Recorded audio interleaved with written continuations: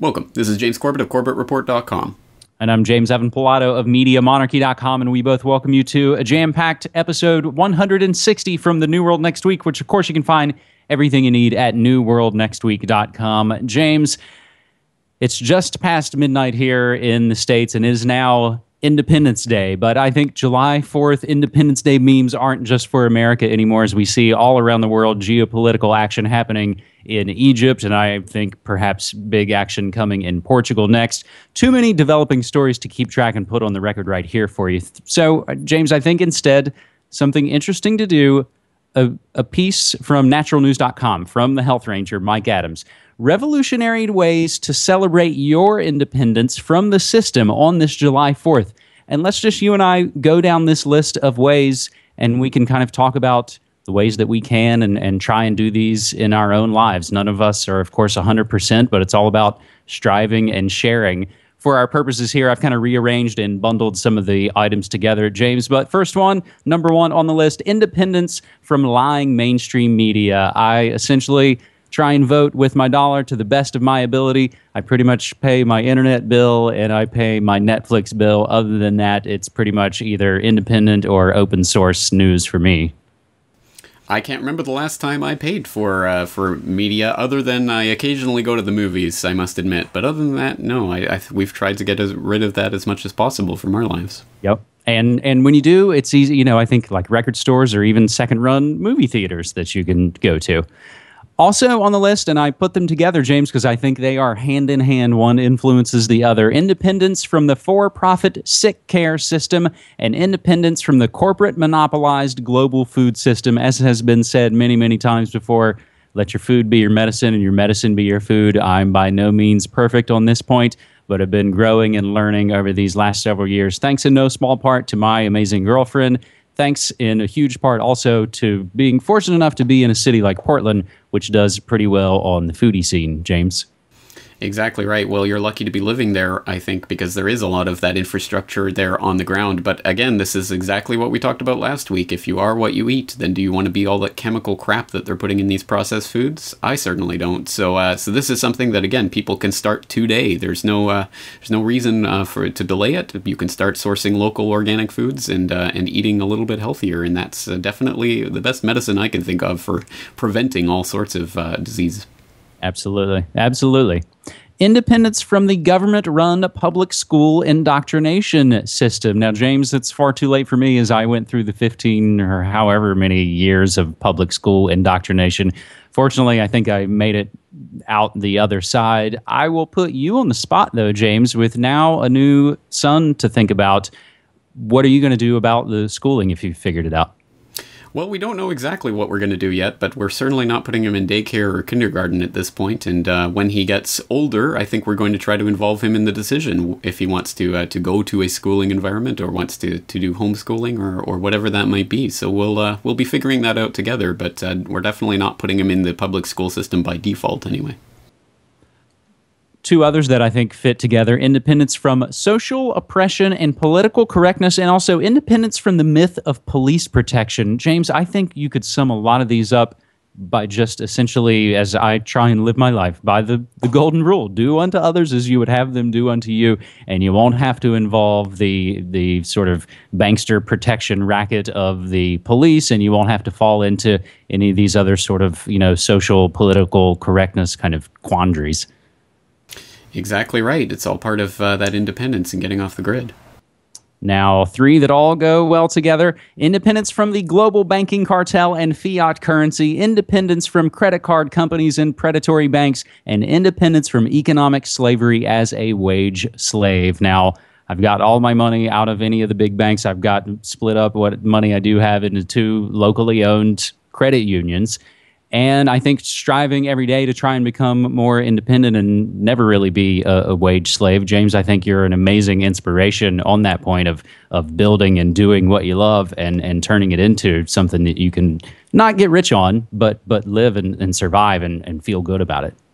And of course, I couldn't do that without the support of all the people out there. So absolutely my huge thanks to all of you that do make that possible. But exactly right. I think this is the fundamental key to independence. Independence in terms of where you store your money, how you earn your money, what you spend your money on.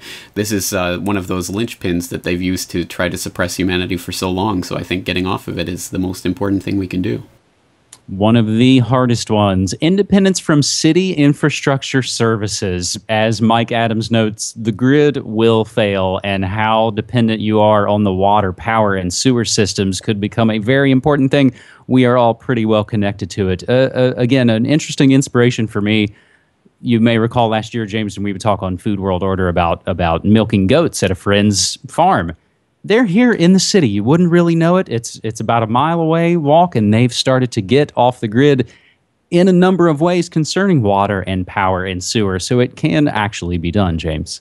Well, that's excellent to hear, and it's great to see more and more people turning to that. It is such an important part of all of this because, again, in the collapse scenario, if you're dependent on these systems for control, then they have the ultimate control over you. So, absolutely, we all have to try, and I'm certainly no example myself at this point. But we have the storable food saved up for the beginning of a collapse. But it's that long-term independence that I think we all have to keep striving for.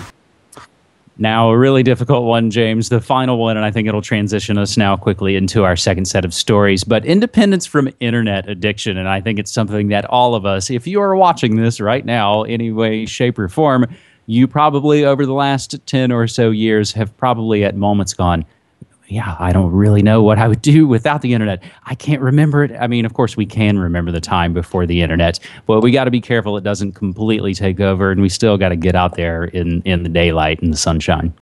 I guess that's one of the differences between our media and commercial media is that I genuinely do want you to tune out and to turn this off and eventually to get away from hanging on every word of even the alternative media. I think to a certain extent we need to turn off and we need to reposition ourselves in the world itself rather than through a media lens. And I think once we can get to that point, I think things will definitely improve as people once again start to connect with the people around them rather than, ephemeral ghosts on the internet.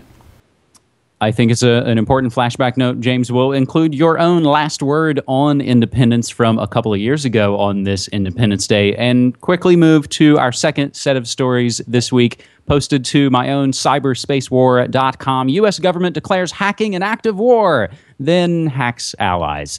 This from WashingtonExaminer.com. Revelations from European leaders this past Monday, July 1st, that the National Security Agency bugged European Union offices in Washington and hacked into its computer network bring to light hypocrisy on the part of the U.S. government. Now, of course, we know going years back, the U.S. government essentially said anyone that hacked would be an act of war. So now that the EU offices have been hacked by the U.S. government, one has to wonder if that counts as an act of war, or do we have to fall back on that old trope here that, it's not fascism as we do it? When we do it, I should say, James. Also going on in the cyberspace war world, the Snowden saga goes on as the recent Bolivian airline action shows. And we've even retroactively moved the goalposts, as we do so often here in the United States of hypocrisy, as the Pentagon is updating its conflict rules in cyberspace. So, of course, to retroactively make it not an act of war when we do it, James. Exactly right. The hypocrisy is so blatant, and I don't think anyone is surprised at this. Germany and France and these other countries can pretend outrage at this, but of course they've been complicit in this all along. It's just that now that it's being made public, they end up with egg in their face if they don't come out railing against it. So I think this is something that's been understood, but it is still important that it's being exposed to the public, because that pulls the rug out from under the U.S. administration from their plans, which have been recently revealed by insiders. They've been planning for 2 years now this big campaign about Chinese cyber hacking. They were even planning on indicting Chinese hackers and all of this. And the rug has been completely pulled out from under that. They cannot just go ahead with that campaign without acknowledging the innate hypocrisy of spying on everyone and then trying to make it look like they're the victims in all of this. So at the very least, I think this has been a positive in that regard. And I think we can include a couple of other positive notes, again, in related to this story. Again, posted to my own cyberspacewar.com. And a huge thanks to our friend Brock West of the Asia Pacific Perspective, apperspective.net. Students destroy NSA recruiters over spying. And a really great watch, if you got the 18 minutes for it, Kim.com of course, Mega Upload infamy. His full speech to New Zealand's parliament on their sort of intelligence committee concerning the extension of their own spy powers. And he pretty much just lays it out, essentially laying out the hypocrisy of all of this, including our own national security state here in the States. And I'll, of course, thank and give the hat tip on Twitter at Budinsky420 for using hashtag New World Next Week, thereby alerting me to that story, and I would not have seen that. And again, I'll implore folks out there to use hashtag New World Next Week to get stories that James and I may have missed. James? Absolutely, and I haven't had a chance to watch that video yet, but I'm looking forward to it. There's a couple priceless moments. Don't you want us to ask you questions? You'll enjoy it. Our third and final stories this week, James, go to my own holyhexes.com with a story that, James, you mentioned to me as some of the fallout was happening, but I knew immediately this story originally traced back to last Friday, June 28th. Vatican official arrested for trying to bring 26 million into Italy on a government plane. A Vatican cleric and two other people were arrested last Friday, June 28th, by Italian police for allegedly trying to smuggle 20 million euros, that's 26 million in fiat U.S. currency, in cash into the country from Switzerland by private jet. It's just the latest scandal to hit the Holy See and broadens an Italian probe into its secretive bank. Monsignor Nunzio Scarano, already under investigation in a purported money laundering plot involving the Vatican Bank, is accused of corruption and slander and was being held at a Rome prison. Scarano's arrest came just 2 days after the new Pope, Francis, created a commission of inquiry into the Vatican Bank to get to the bottom of the problems that have plagued it for decades and contributed to the impression that it's an unregulated offshore tax haven. So then the fallout happened. Top Vatican Bank managers resign after Monsignor's arrest. And interestingly enough, James, Ernst von Freiberg, a German who earlier this year became president of the bank, officially known as the Institute for Works of Religion, IOR, will assume the role of bank director until a permanent replacement is appointed. God's banksters indeed, James. Indeed, and again, I hope people will look into some of the history of the Vatican Bank and the shady things that have been associated with it in the past, but this is just another peek underneath that curtain of secrecy that has hidden all of these transactions, and to say that this suggests that the bank might be an offshore unregulated tax haven is putting it mildly indeed. I think that's exactly one of the functions that it serves, and we just do not have access to all of the data on all of the illicit transactions they're doing, but when these types of scandals break, it does give us at least a little window into what's happening there, and there will be fallout from this, some political fallout. I don't think that it's going to fundamentally shake up the very structure of the bank, but at the very least, it'll bring hopefully a little bit more scrutiny to it and what it's doing behind closed doors.